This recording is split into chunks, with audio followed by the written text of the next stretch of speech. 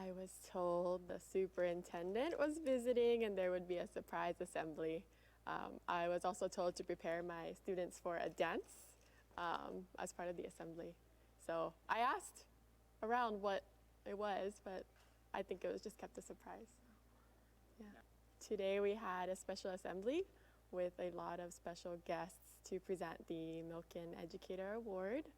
We had our students perform a dance on stage, and we got to hear from the governor as well as other senators and representatives, I believe, before the award was presented. I was sitting in my seat, and the Milken presenter was talking about how one of our teachers would have the opportunity to win this award, as well as win $25,000. They brought up the dollar signs on stage, and the kids went crazy. I began to feel nervous, just in general. I feel nervous a lot, but my name was called, and I was very surprised and shocked. I didn't even know what to do, whether I should walk on stage or stay in my seat because all the cameras started pointing at me. But I walked on stage and accepted my award, and I'm very thankful for. And what do you think about? I think the award is so special in that it recognizes strong educators who love what they do. I know I've heard of the Milken Educator Award in the past from just being in the DOE and seeing other people win it. I've always thought that it is a very awesome recognition. I was originally born in Da Nang, Vietnam. My family immigrated to the United States when I was 2 years old. We moved here to Hawaii, just my mom, my dad, and my older sister. We didn't really know anyone else here, so we had to start a new life. I first lived in KPT and attended Linapuni Elementary School. Shortly after that, we moved to Palolo Valley Housing. I grew up attending Palolo Elementary School, Jarrett Middle School, and Kaimiki High School. After that, I moved to Oregon, my first time going to the mainland at all. I attended Corbin University. I studied political science. Then after that, I moved home, immediately went to start as an emergency hire as a special education teacher at my alma mater, Kaimiki High School, while I simultaneously pursued my Master of Education. So my first 2 years was really difficult as a public school special education teacher. I had no idea what I was doing. I came home crying every single day. It was really hard. Like I said earlier, I thought about, maybe this isn't the path for me.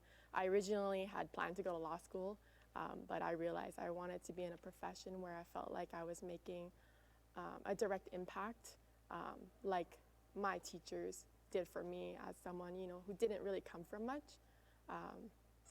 So, that was 7 years ago. Since then, I've served in various roles. I transferred to Kwananakoa Middle School. I started as an 8th grade social studies teacher, and then I became the student services coordinator, and I'm currently the TA vice principal. What kept me here is the love I have for my students. Ever since my first year, I've known that every year I've developed very impactful relationships, not just the impact that I've had on my kids, but the impact they've had on me. And always helping me to have a humble perspective of life, Now, I feel like I'm in a place in my life where I'm very blessed and happy and privileged even, where I couldn't have said that, 10 years ago, 20 years ago. So I always think of the students that I get to spend time with. I think that's the most important thing for me. That's what keeps me here. The students at Kwananakoa are very diverse. Coming from Kaimiki High School, it's a very strong Pacific Islander population. Over here is the same, but it's even more diverse. But as I spent more time here, I really got to learn about the kids and myself. I started as an 8th grade teacher, like I said, so I got to teach my kids how to become critical thinkers. That's my favorite part about teaching. I love turning content into real life applicable learning. That's what I loved about teaching. I get to show kids how this applies to their own life, especially coming from a social studies mindset.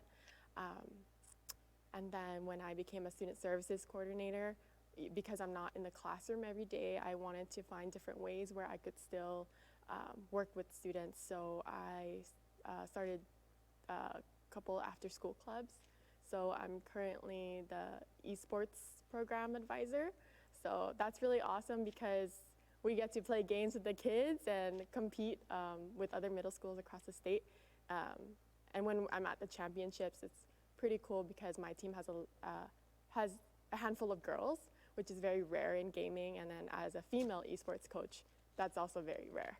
So I get to enjoy that and share with my kids on, how to work hard in school, but also be able to enjoy life, because I think that's very important. And I'm also the advisor for Micronesian Culture Club. So our school has a very large Micronesian student population with chronic absenteeism issues. So I wanted to find a way to help students want to come to school and feel a greater sense of belonging. So through that club, we do a lot of relationship building, learning about their culture, because within Micronesia, it's very diverse. So we have students who are Chuukese, Marshallese. I think Chuukese and Marshallese is pretty much our club. But again, very diverse, and showing the school the different things that they bring to the community here in Hawaii.